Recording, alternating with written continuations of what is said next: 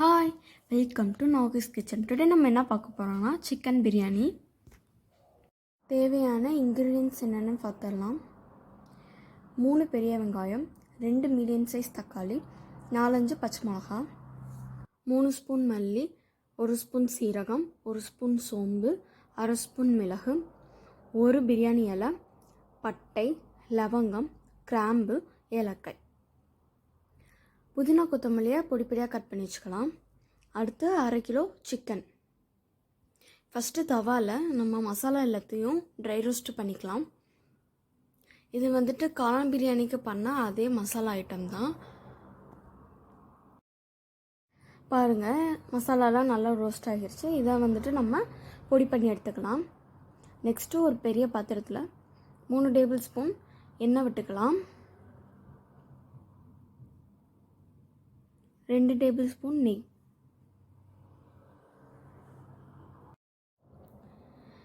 இப்போ பாருங்கள், எண்ணெயும் நெய்யும் நல்லா சூடாகிடுச்சு. இந்த டைப்பில் நான் வந்துட்டு பிரியாணிக்கு தேவையான தாளிக்கிறதுக்கு போடுறேன்.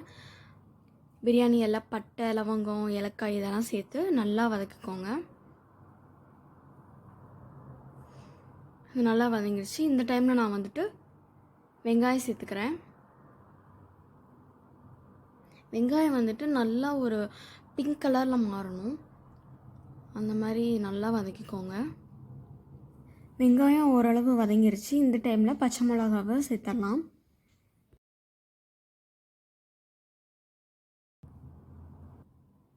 இப்போ பாருங்கள், வெங்காயம் நல்லா வதங்கிருச்சு. இந்த டைமில் நான் வந்துட்டு இஞ்சி பூண்டு பேஸ்ட்டு சேர்த்துக்கிறேன். இது வந்துட்டு நான்வெஜ்ன்றனால நான் வந்துட்டு கொஞ்சம் எக்ஸ்ட்ராவே இஞ்சி பூண்டு சேர்த்துக்கிறேன். 2 டேபிள் ஸ்பூன் இஞ்சி பூண்டு பேஸ்ட்டு. ஸோ இதை போட்டுட்டு நல்லா அடிப்பிடிக்காமல் நல்லா வதக்கிக்கோங்க. இப்போ பாருங்கள், பச்சை வாசனை எல்லாமே நல்லா போகிடுச்சு. இப்போ இதில் நம்ம ஃபஸ்ட்டு அரைச்சி வச்சுருந்தோம்ல, அந்த பவுடரை நான் அதில் சேர்த்துக்கிறேன். பிரியாணி மசாலா அதையும் போட்டு நல்லா வதக்கிக்கோங்க. இப்போ இதில் தக்காளி அதையும் சேர்த்துட்டு நல்லா வதக்கிக்கலாம்.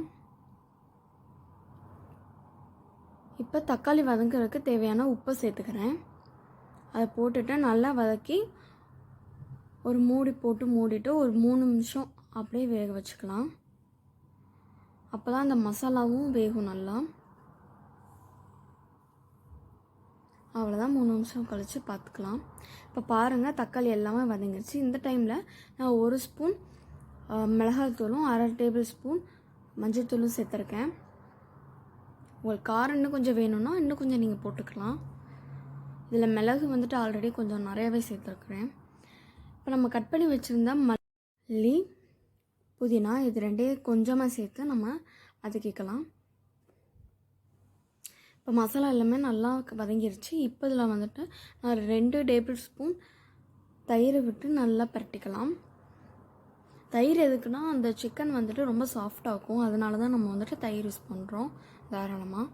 இப்போ இதில் சிக்கன் பீஸ் எல்லாத்தையும் போட்டுட்டு அதே நல்லா பரட்டிக்கலாம். சிக்கன் வந்துட்டு வேகமாகவே வெந்துடும். ஸோ அதனால் நம்ம வந்துட்டு ரொம்ப நேரம் இதை வேக வைக்கணும் அப்படின்னு தேவையில்லை. ஸோ இப்போ நம்ம சிக்கனுக்கு தேவையான தண்ணி லைட்டாக வந்துட்டு ஊற்றினா போதும், ஏன்னா ஹீட்லேயே சிக்கன் வெந்துடும்.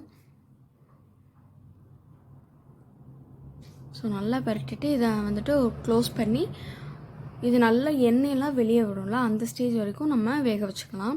இப்போ பாருங்கள், சிக்கன் வந்துட்டு நல்லா வெந்துருச்சு.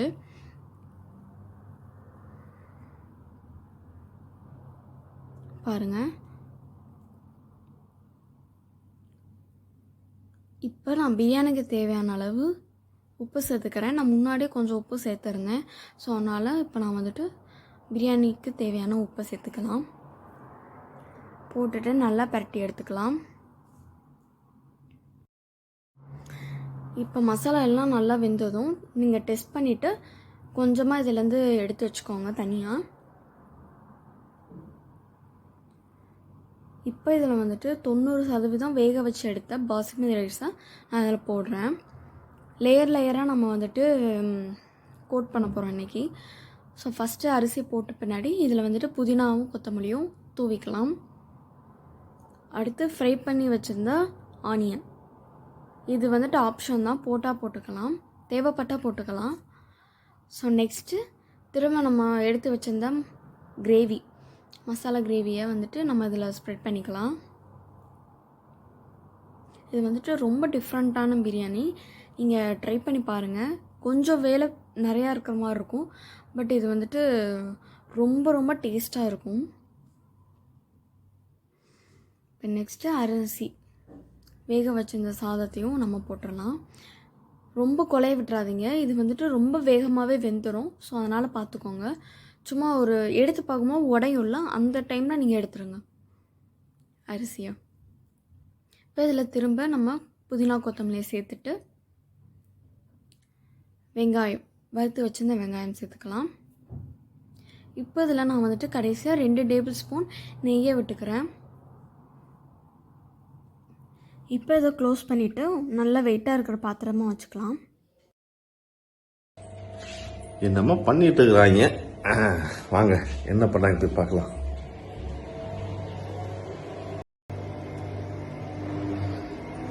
என்னம்மா சட்டி மலத்துக்கு வச்சிருக்காங்க, என்ன குழந்தை மேல வச்சிருக்காங்க வீட்டுக்கு.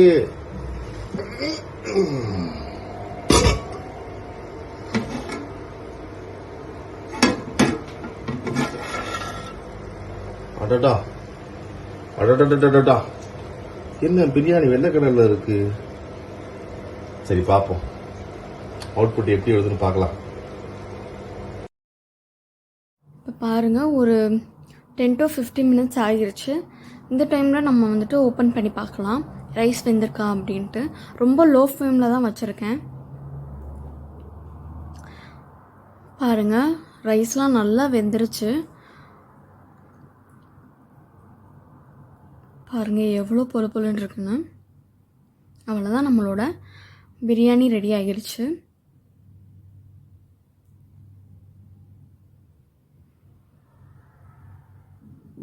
Thank you for watching.